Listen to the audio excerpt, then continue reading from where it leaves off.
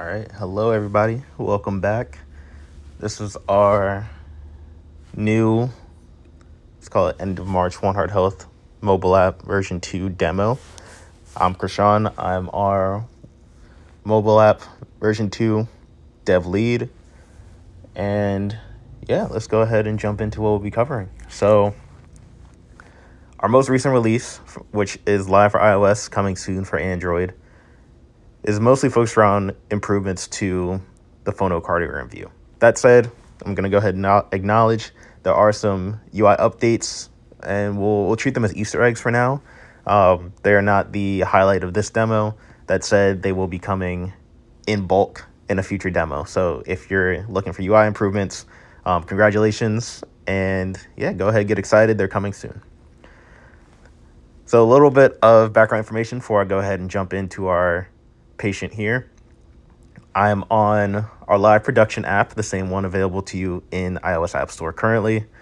I'm using our demo institution, which is designed for what it sounds like, for demoing use cases. If people want to trial the app without setting up their own institution or signing up as an individual user, the demo can support that as well. But yeah, so we have our demo account, and as you can probably tell by the name, our demo patient Jane Doe. So that said, we're looking at phonocardiogram improvements. I think we just go ahead and get started capturing some heart sounds. So let's go ahead and scroll down to the bottom of the screen here and hit our capture heart sounds. First thing you'll notice is that our UI has shifted.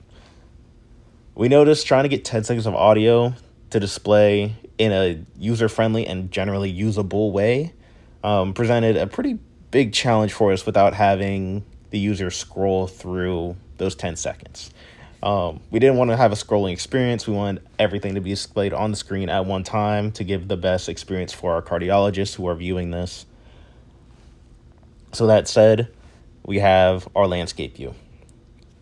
Full 10 seconds of audio capture here, plenty of spacing, and plenty of room, honestly, to be able to potentially look at our generated phonocardiogram and be able to spot murmurs as well as hear murmurs during audio playback, which is something that we've heard from our cardiologists is a key feature in them being able to use and trust this phonocardiogram capture.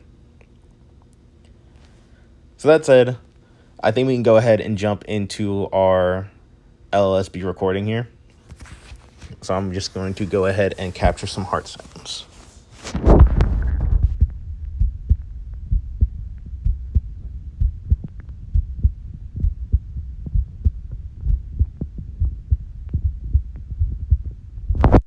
All right, and there's our 10 seconds of audio capture. Another thing we noticed looking at the past phonocardiogram is that we'd have a major slowdown and our audio would kind of chunk pretty heavily. So our data wouldn't update seamlessly or in a fluid manner, usually around the 5 or 6 second audio marker through the end of the recording. So that greatly inhibited the user experience, and honestly would impact the trust that we could expect our users to have in our phonocardiogram view. So that said, as you saw now, very seamless updating, very consistent in the actual plotting of the data you see on the screen from our recording, as well as good variations between, I guess we would call them peaks and valleys, within the actual heart sounds that it captured here. Another thing we want to highlight is our audio playback experience. So let's go ahead and take a look at how that is now.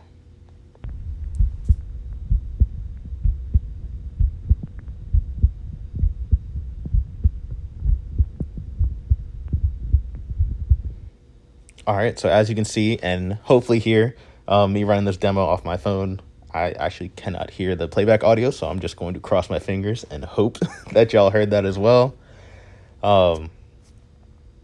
We have very seamless playback. So not having chunking and having a playback bar that moves across the screen in real time with the audio that you're hearing, again, just small things that we're all used to as mobile app users now, but they do make a big impact in the user experience, especially when you're capturing these heart sounds potentially out in the field and you want to verify quickly that you have captured good audio, and what that user experience might look like when you send it off to a cardiologist. Another thing to highlight here, kind of a supporting function of our phonocardiogram experience, is the ability to leave a note. So this is, again, one of the trade-offs we had to make.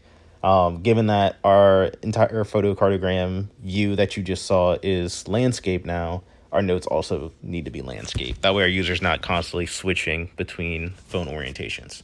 So let's go ahead and leave a test note here. I know this looks a little cramped. That said, we do have the ability to scroll on this text input, so we can make use of that top half of the screen pretty well. And if we go ahead and hit done here, we hide the keyboard, and you can see that we have plenty of UI space. We have our cancel, save, X out button, kind of the classic experience here. So we can facilitate that data capture that we need. So let's go ahead and save these notes. Beyond that, let's go check out our updated heart auscultation sites. So if you're anything like me and you're not trained medically, you may not know where these heart sites are, besides maybe a general idea like LLSB sounds like it's probably lower left, so maybe you can guess that. That said, there's a little bit of precision needed for this work. So we want to make sure that we can enable and empower all of our users to capture these heart sites accurately. And this diagram allows us to do just that. If you remember, this is mostly the same image that you saw from our portrait mode in the previous releases. However, now that we're on landscape, we have a little bit more room to kind of blow this up and make it very clear to the user exactly where these sites are without them being crammed. So given that we have plenty of space in the UI, we can also facilitate our heart site changing here, as you see on the left and right. For the case of this demo, I don't think you probably want to listen to my heart for another 10 seconds. So we'll just stick to the LSB for now. That said, you do have the ability to kind of pick and choose if you want to bounce between the mid left, the upper right, the apex, and whatnot. And then we have our classic X out here at the top.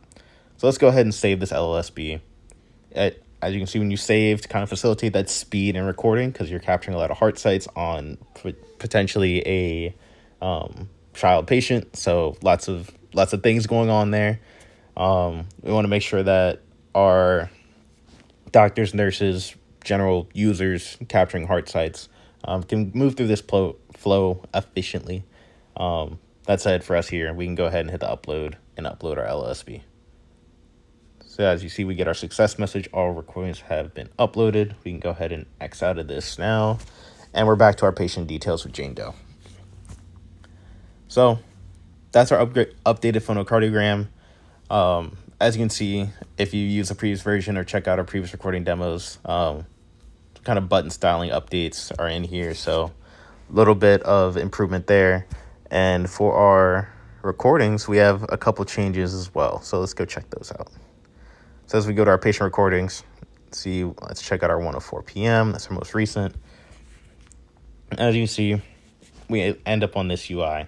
So similar styling as our previous capture. That said, in this UI, we do support scrolling, just so we can have a little bit finer grain detail here. And we also have some audio highlighting, so we can kind of pick our playback location. We have the ability to play back audio or not. I guess we'll have to take that as a bug for now. But yeah, so we have our full 10 seconds of audio here for our LSB. Cool. So I want to highlight and just shout out to our users giving us early feedback, the people who've kind of supported us around this journey, and overall the entire One Heart Health team. We'll have more updates coming out in the future. Some things you can look forward to. I've already mentioned the UI updates.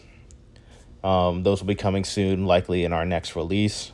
We'll also be working on some AI integrations. We're going to keep that a little close to the chest for now. But you should see those coming soon to kind of help with the overall experience of capturing heart sounds. And yeah, beyond that, we'll probably have some more phonocardiogram improvements. As you can see, audio playback has been hit with the curse of the demo today. So we do have some takeaways there that we'll be working on in the future. And as always, if you have general feedback, please reach out to myself or any member of the One Heart Health team. If you've trialed the app and have feedback from that, also please reach out. And if you're using the app at all and run into any bugs, we have an in-app bug reporting that you can use as well. So that said, I thank you all for your time today and look forward to chatting with you next time. Thank you.